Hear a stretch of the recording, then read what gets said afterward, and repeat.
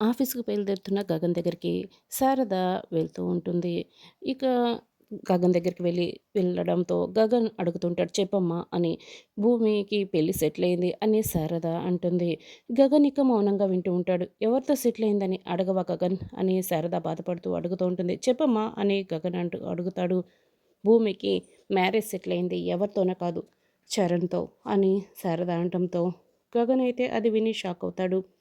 నాకంటే గొప్ప సంబంధం తీసుకొస్తానని చెప్పాడు కదా! నాతో ఆ శరత్చంద్ర ఛాలెంజ్ చేశాడు. ఇప్పుడు నా తమ్ముడినే భూమికి పెళ్లి కొడుకుగా తీసుకొస్తున్నాడు.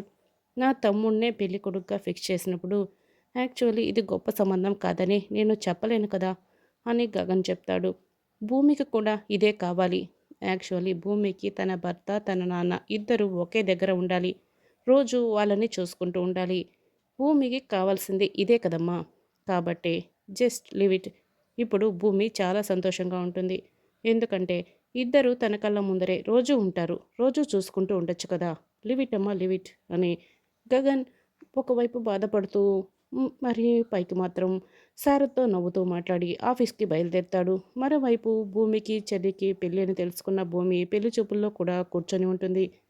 ఇద్దరు కూడా ఏం చేయాలి అని ఆలోచిస్తూ ఉంటారు.